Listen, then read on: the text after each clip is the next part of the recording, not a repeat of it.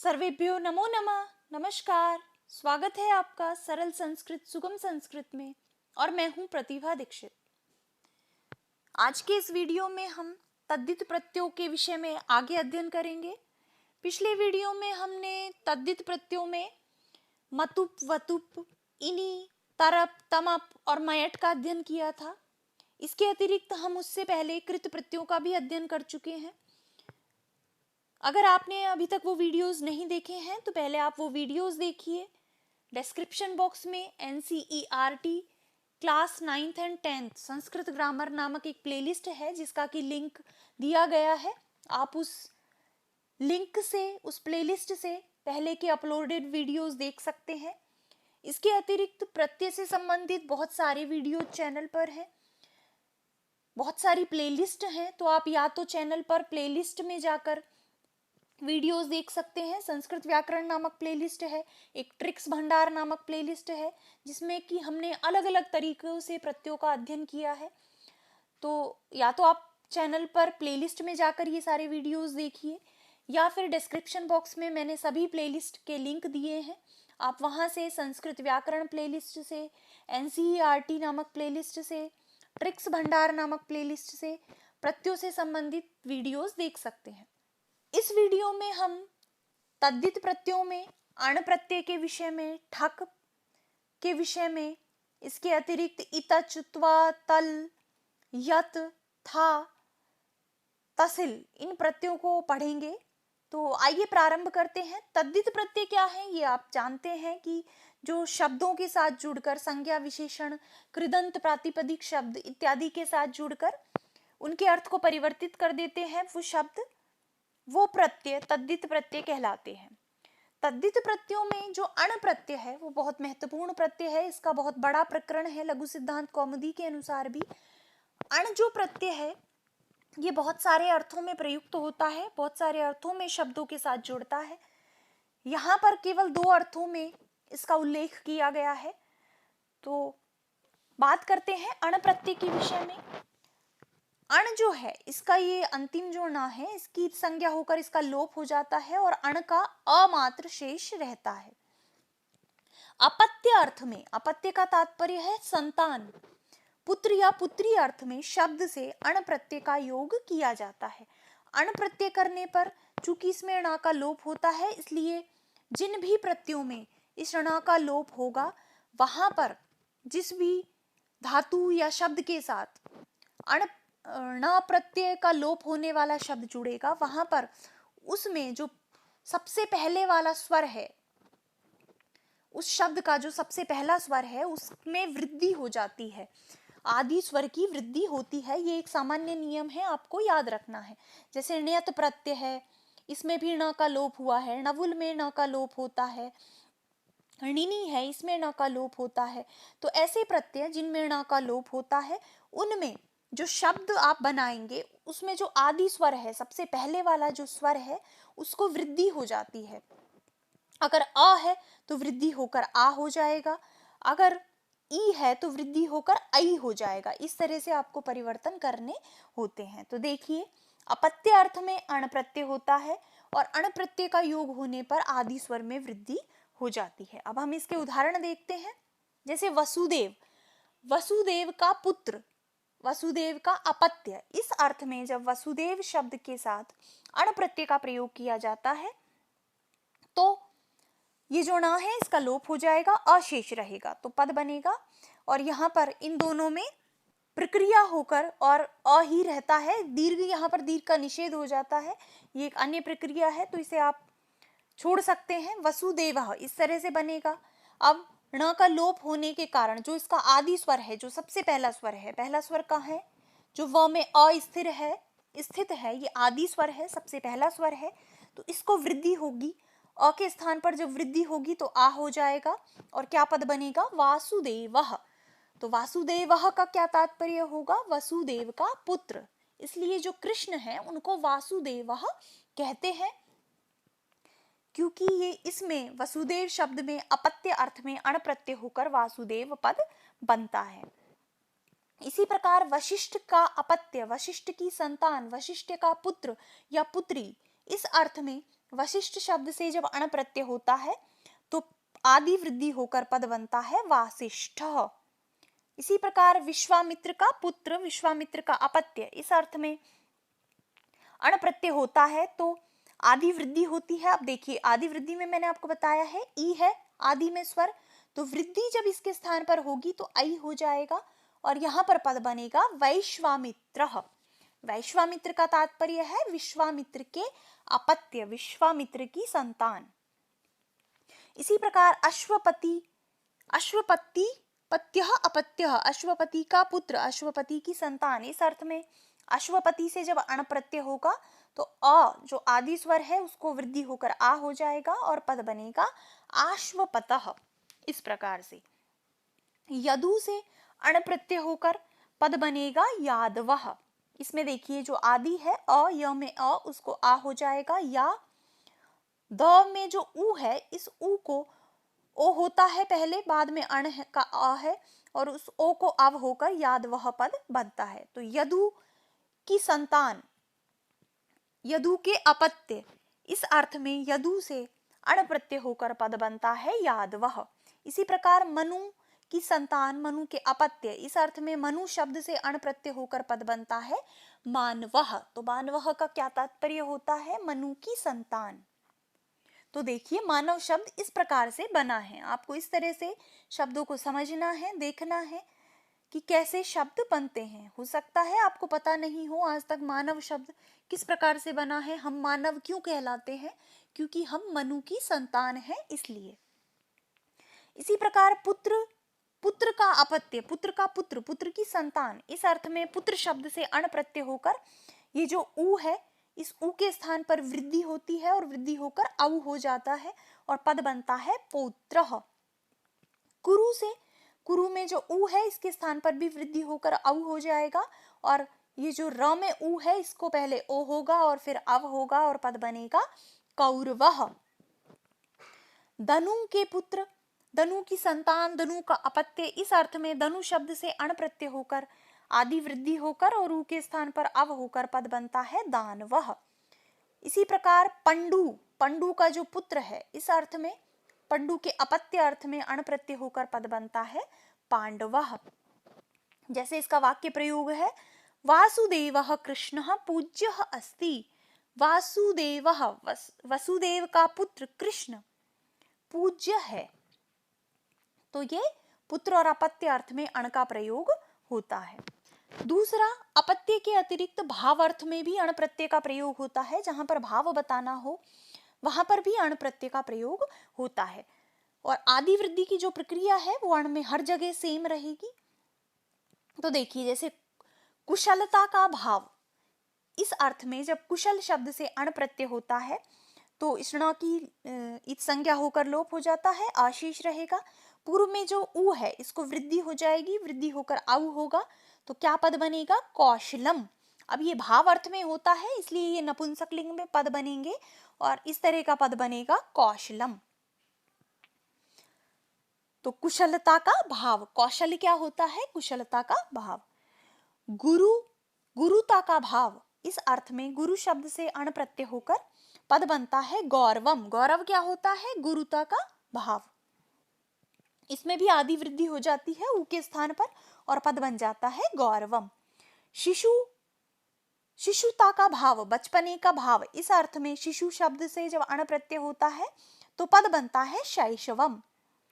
मृदुता का भाव, कोमलता का भाव, इस अर्थ में मृदु शब्द से अण प्रत्यय होकर पद बनता है मार्दवम। इसमें जो मृ है इसको वृद्धि होकर आर हो जाएगा और उ को ओ होकर अव होकर पद बनेगा मार्दवम, मृदुता का भाव। इसी प्रकार लघुता का भाव से अर्थ में लघु शब्द से अण प्रत्यय होगा और पद बनेगा लाघवम। तो इस प्रकार से जो अण प्रत्यय है वो अपत्य अर्थ में और भाव अर्थ में, दोनों अर्थों में होता है। भाव में कैसे इसका होता है, देखिए इसका वाक्य प्रयोग है कर्मसु कौशलम शोभनम अस्ति। कर्म में कुशलता शोभित होती है, शोभनम होती है, शोभन होती है, इस तरह से। तो अण के विषय में आपको याद रखना है अपत्य और भाव अर्थ में अण का प्रयोग किया जाता है और इसका प्रयोग करते हुए जो आदि स्वर है उसमें वृद्धि हो जाती है। अगला तद्धित प्रत्यय है ठक प्रत्यय।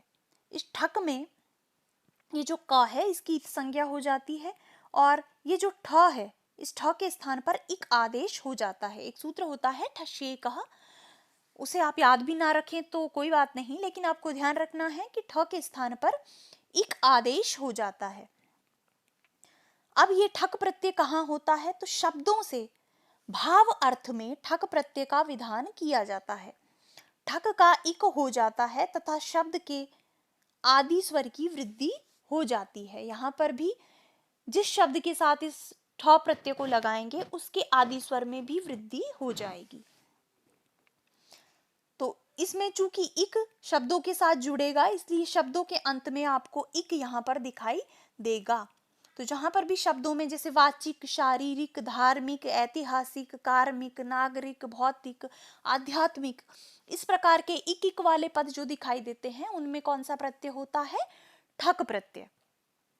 तो वाच शब्द से वाचना का भाव, वाणी का भाव, इस अर्थ में जब वाच शब्द से ठक प्रत्यय प्रयुक्त होगा तो इसका का लोप हो जाएगा, ठ के स्थान पर इक हो जाएगा और पद बनेगा वाचिक, वाणी के द्वारा बोला गया, वाचिक इस अर्थ में। शरीर शब्द से ठक प्रत्यय होकर पद बनता है शारीरिक, शरीर से संबंधित या शरीर का भाव, तो भाव अर्थ में पद बन जाएगा यहाँ पर शारीरिक। इसी प्रकार धर्म शब्द से ठक प्रत्यय होकर पद बनता है धार्मिक, जिसमें धर्म का भाव हो वो हो जाएगा धार्मिक। कर्म से ठक प्रत्यय होकर पद बनेगा कार्मिक। यहाँ पर देखिए आदि वृद्धि हो गई है, क में जो अ है उसको आ हो गया है, धा हो गया है, आ हो गया है, इस प्रकार से। नगर से ठक होकर पद बनता है नागरिक, नगर में रहने वाला, नगर में रहने का भाव जिसमें है ऐसा हो जाएगा नागरिक। इसी प्रकार भूत से ठक प्रत्यय होकर उ को वृद्धि होकर औ हो जाएगा और पद बन जाएगा भौतिक। अध्यात्म से ठक प्रत्यय होकर आध्यात्मिक, इस तरह से। तो आपको यहाँ पर इक अंत वाले शब्द दिखाई देंगे। अगला प्रत्यय है इतच प्रत्यय। इतच प्रत्यय में च का लोप हो जाता है और इत शेष रहता है। तो शब्द के अंत में जहां पर आपको इतः इतः इतः इस प्रकार के पद दिखाई दे वहां पर इतच प्रत्यय होता है। अब ये इतच प्रत्यय कहां पर होता है, किस अर्थ में शब्दों के साथ होता है, तो सहित या युक्त अर्थ में तारक आदि शब्दों से इतच प्रत्यय का प्रयोग किया जाता है। तारक से युक्त या तारक के सहित, इस अर्थ में तारक इत्यादि कुछ शब्द हैं जिनके साथ इतच प्रत्यय का प्रयोग किया जाता है। इसके उदाहरण देखते हैं।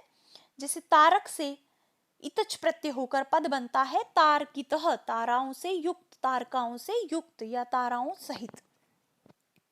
पिपासा शब्द से इतच प्रत्यय होकर पद बनेगा पिपासितः, पिपासा से युक्त, पिपासा सहित, जो प्यासा है, जिसको प्यास की भावना है उसके सहित, वो हो जाएगा पिपासितः। कुसुम, कुसुमितः, कुसुम से युक्त, कुसुम के सहित, तो कुसुम शब्द से इतच होकर हो जाएगा कुसुमितः। क्षुधा से युक्त, उसमें क्षुधा शब्द में इतच होकर पद बनेगा क्षुधितः। अंकुर से इतच प्रत्यय होकर पद बनेगा अंकुरितः, अंकुर से युक्त। हर्ष से युक्त, इस अर्थ में हर्ष से इतच प्रत्यय होकर पद बनेगा हर्षितः। दीक्षा से युक्त, जिसको दीक्षा मिली हुई है, जो दीक्षा सहित है, इस अर्थ में इतच प्रत्यय होकर पद बनता है दीक्षितः। तो अब आपको पता चल गया कि प्रतिभा दीक्षित में दीक्षित का पद किस प्रकार से बनता है। दीक्षा से सहित और युक्त अर्थ में इतच प्रत्यय होकर पद बनता है दीक्षितः। बुभुक्षा से इतच प्रत्यय होकर पद बनता है बुभुक्षितः। कंटक से इतच प्रत्यय होकर पद बनता है कंटकितः, कंटकाओं कांटों से युक्त, कांटे सहित। गर्व से इतच प्रत्यय होकर पद बनता है गर्वितः, गर्व से युक्त, गर्व सहित। व्याधि से इतच प्रत्यय होकर व्याधितः। इसी प्रकार उत्कंठा से उत्कंठितः। तरंग से तरंगितः। तो इतः, इतः आप इसको देखकर स्वतः पहचान जाएंगे कि इतः जहां पर अंत में दिखाई दे वहां पर इतच प्रत्यय होता है, जो कि सहित या युक्त अर्थ में शब्दों के साथ प्रयुक्त होता है। अब इसके कुछ वाक्य प्रयोग भी देख लेते हैं। बुभुक्षितः किम न करोति पापम, बुभुक्षा से युक्त भूखा व्यक्ति कौन सा पाप नहीं करता। तो इस तरह से यहाँ पर पद बना है बुभुक्षा से युक्त में बुभुक्षितः। क्षुधितः बालकः इतस्ततः भ्रमति, क्षुधित बालक, भूखा बालक, क्षुधा से युक्त बालक, भूखा बालक इधर उधर भ्रमति, घूमता है। पिपासितः काकः जलम अन्वेषयति, प्यासा कौवा, पिपासित प्यास से युक्त प्यासा कौवा जल ढूंढता है।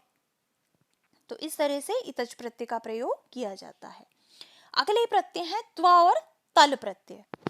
इन दोनों ही प्रत्ययों का प्रयोग भाववाचक संज्ञा बनाने के लिए शब्दों के साथ किया जाता है। त्वा जो प्रत्यय है इसमें तो त्वा ही जुड़ता है, त्वा ही शेष रहता है, जबकि जो तल प्रत्यय है इस तल प्रत्यय में इस ला का लोप हो जाता है और त शेष रहता है। लेकिन इन दोनों में ये दोनों प्रत्यय भाववाचक संज्ञा बनाने के लिए ही प्रयुक्त होते हैं, लेकिन इनमें जो त्वा है इससे बने हुए शब्द नित्य नपुंसक लिंग में होते हैं। तो इसमें आपको त्वम त्वम त्वम फलम के समान रूप दिखाई देंगे। मूर्खत्वम, विद्वत्वम, मूर्खता का भाव, मूर्खत्वम, इस तरह से। और जहां पर तल प्रत्यय लगेगा, तल से बने हुए जो शब्द हैं वो नित्य स्त्रीलिंग होते हैं, इसलिए इसमें टाप का प्रयोग होके मूर्खता, विद्वता, इस प्रकार के शब्द आपको दिखाई देंगे। तो त्वा और तल दोनों ही प्रत्ययों का प्रयोग भाववाचक संज्ञा बनाने के लिए शब्दों के साथ किया जाता है। जहां पर शब्द के अंत में आपको त्वम दिखाई दे वहां पर त्वा प्रत्यय होता है, और जहां पर शब्द के अंत में ता दिखाई दे वहां पर तल प्रत्यय होता है। इनके उदाहरण देखते हैं। जैसे मूर्खता का भाव, भाववाचक संज्ञा जब बनाएंगे मूर्खत्व, भाववाचक संज्ञा बनाने के लिए त्व लगाएंगे तो पद बनेगा मूर्खत्वम। विद्वस् से पद बनेगा विद्वत्वम। इसी प्रकार जब मूर्ख से तल प्रत्यय लगाएंगे तो बनेगा मूर्खता, मूर्खता का भाव, मूर्ख का मूर्खता, इस तरह से। विद्वस् से तल प्रत्यय होकर पद बनेगा विद्वता। इसी प्रकार महत् से त्व जब होगा तो पद बनेगा महत्वम, और महत् से तल प्रत्यय होगा तो पद बनेगा महत्ता। दोनों एक ही अर्थ देते हैं, लेकिन इनमें प्रत्यय भिन्न भिन्न होते हैं और इनके लिंग भी भिन्न भिन्न होते हैं।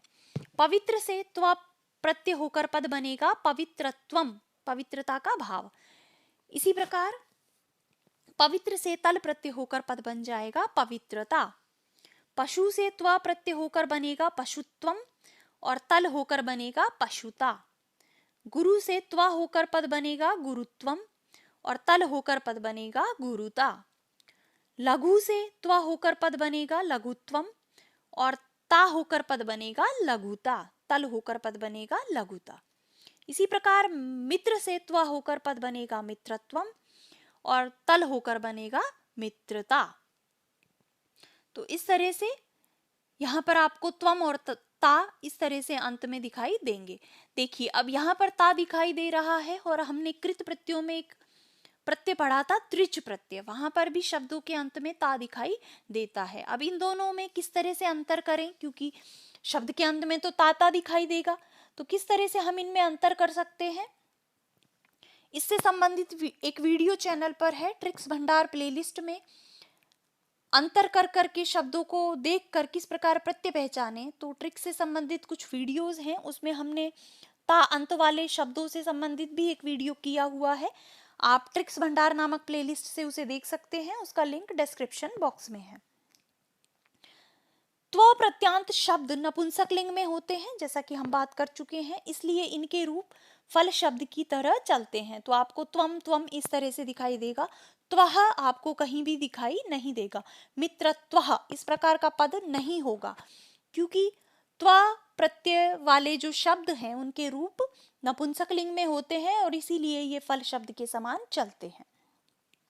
ता प्रत्यांत जो शब्द हैं, ता प्रत्यय से मिलकर बने हुए जो शब्द हैं वो स्त्रीलिंग में होते हैं, इसलिए इनके रूप रमा, लता इत्यादि के समान चलते हैं। तो आपको यहाँ पर लघुता, मित्रता, गुरुता, पशुता, इस प्रकार के पद दिखाई देंगे।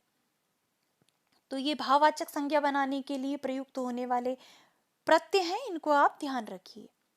अगला प्रत्यय है यत प्रत्यय। यत प्रत्यय का प्रयोग कहाँ होता है? तो शरीर के अवयववाची शब्दों से होने वाला, इस अर्थ में यत प्रत्यय का प्रयोग किया जाता है। केवल शरीर के अवयववाची शब्दों के साथ यत प्रत्यय का प्रयोग होता है। और किस अर्थ में होता है? होने वाला, जैसे हाथ से होने वाला, कंठ से होने वाला, दांतों से होने वाला, ओष्ठ से होने वाला, पैर से होने वाला। तो होने वाला अर्थ में शरीर के अवयववाची शब्दों के साथ यत प्रत्यय का प्रयोग किया जाता है। इसके उदाहरण देखते हैं। जैसे कंठ से यत प्रत्यय होकर कंठे भवम, कंठ से होने वाला, इस अर्थ में पद बन जाएगा कंठ्यम। यहाँ पर जो त है अंतिम, इसका लोप हो जाता है, य शेष रहता है और इसके रूप इस तरह से नपुंसक लिंग में पद बनता है। तो कंठ्यम इस प्रकार का पद बनेगा। दंते भवम, दांत से होने वाला, इस अर्थ में दंत शब्द के साथ जब यत प्रत्यय प्रयुक्त होता है तो पद बनता है दंत्यम। ओष्ठ से होने वाला, ओष्ठे भवम, ओष्ठ में होने वाला, तो इस अर्थ में ओष्ठ के साथ यत प्रत्यय प्रयुक्त होकर पद बनता है ओष्ठ्यम। जब हम वर्ण पढ़ते हैं तो वर्णों के उच्चारण स्थान से कंठ्य वर्ण है, दंत्य वर्ण है, कंठ से जिसका उच्चारण होता है, इस अर्थ में इस प्रकार से आप समझ सकते हैं। तो शरीर के अवयववाची जो शब्द हैं उनसे होने वाला अर्थ में यत प्रत्यय का प्रयोग होता है। अगला प्रत्यय है थाल प्रत्यय। थाल प्रत्यय किम आदि सर्वनामों से प्रकार अर्थ में, इस प्रकार का, ये जो अर्थ जहां पर भी हो वहां पर किम आदि सर्वनामों से थाल प्रत्यय का प्रयोग किया जाता है। थाल में ये जो अंतिम ला है इसका लोप होकर था मात्र शेष रहता है। तो शब्द के अंत में आपको था दिखाई देगा और ये जो थाल है ये सर्वनामों के साथ ही प्रयुक्त होता है। इसके उदाहरण देखते हैं। जैसे यत से, यत सर्वनाम है जो, इससे प्रकार अर्थ में थाल प्रत्यय होता है और पद बनता है यथा। यथा का तात्पर्य हो जाएगा जिस प्रकार। इसी प्रकार तद सर्वनाम से थाल प्रत्यय होकर पद बनेगा तथा, तथा उस प्रकार। सर्व से, सर्व भी सर्वनाम शब्द है तो इससे थाल प्रत्यय होकर प्रकार अर्थ में और शब्द बनता है सर्वथा, सभी प्रकार। इसी प्रकार उभय से थाल प्रत्यय होकर पद बनेगा सर्वथा, उभय था, दोनों प्रकार, इस तरह से। तो प्रकार अर्थ में किम आदि सर्वनामों के साथ थाल प्रत्यय का प्रयोग किया जाता है। पहचानना बहुत आसान है, शब्द के अंत में आपको था जहां पर दिखाई दे वहां पर थाल प्रत्यय होगा। और अंतिम प्रत्यय है तद्धित प्रत्यय, जो कि ये इस पुस्तक में है, जो कि 9वीं 10वीं कक्षा में निर्धारित है, वो है तसिल प्रत्यय। तसिल प्रत्यय का प्रयोग पंचमी विभक्ति के अर्थ में किया जाता है। तसिल में ये जो अंतिम ला है और स में जो ई है, इन दोनों का लोप होकर तस मात्र शेष रहता है। तो पंचमी विभक्ति का अर्थ देना हो जहां पर, पंचमी विभक्ति क्या होती है? कारक होता है अपादान, अलग होना अर्थ में से, इस प्रकार से वहां से अलग होना अर्थ जहां पर हो, पंचमी विभक्ति का अर्थ जहां पर हो, वहां पर तसिल प्रत्यय का प्रयोग होता है। तसिल का केवल तस भाग बचता है। तसिल प्रत्यय जोड़ने पर जो शब्द बनते हैं वो अव्यय होते हैं। अव्यय का तात्पर्य है जैसे तस मिलकर जो शब्द बनेंगे वो उसी प्रकार रहेंगे, उनका किसी भी विभक्ति में, किसी भी लिंग में, किसी भी वचन में कोई भी परिवर्तन नहीं होगा। तो इनसे बने हुए जो शब्द हैं वो अव्यय होते हैं। जब कोई वस्तु या व्यक्ति किसी स्थान से अलग होते हैं तो उस स्थान में पंचमी विभक्ति का प्रयोग होता है। अलग होने के अर्थ में पंचमी विभक्ति प्रयुक्त होती है, अपादान कारक प्रयुक्त होता है, तो उसी अर्थ में इस तसिल प्रत्यय का भी प्रयोग होगा। जैसे देवदत्तः प्रयागात् काशीं गच्छति, देवदत्त प्रयाग से काशी को जाता है। तो यहाँ पर जो देवदत्त है वो कहाँ से अलग हो रहा है? किस वस्तु से, किस स्थान से अलग हो रहा है? प्रयाग से। वाक्य में देवदत्त प्रयाग से अलग हो रहा है, अतः प्रयाग में पंचमी हुई है। यहाँ पर प्रयागात के स्थान पर प्रयागतः का प्रयोग भी हो सकता है। अगर आपको मान लीजिए कोई शब्द है, उसकी पंचमी का रूप नहीं आता, तो आप तसिल प्रत्यय उसके साथ लगाकर भी उसका प्रयोग कर सकते हैं। और जब तसिल लगाएंगे तो तस शेष रहेगा। इस तस में ये जो स है, इसके स्थान पर विसर्ग हो जाएगा और तह इस प्रकार का पद जुड़ जाएगा। तो जैसे प्रयाग के साथ हमको तसिल लगाना है तो पद बन जाएगा प्रयागतः। नगर से, नगर के साथ अगर तसिल लगाना है तो पद बन जाएगा नगरतः। इस तरह से ग्राम के साथ अगर तसिल लगाना है तो पद बन जाएगा ग्रामतः। तो जहां पर आपको तसिल लगाना हो, आप शब्द के अंत में तह लगा दीजिए। इसके कुछ उदाहरणों को देखते हैं। जैसे पंचमी के पद पहले देखेंगे और फिर कैसे तसिल के पद बन जाते हैं वो देखेंगे। जैसे पंचमी में पद होता है ग्राम का, पंचमी एक वचन का पद है ग्रामात। तो ग्राम मूल शब्द है, इसमें जब तसिल प्रत्यय लगाएंगे तो पद बन जाएगा ग्रामतः।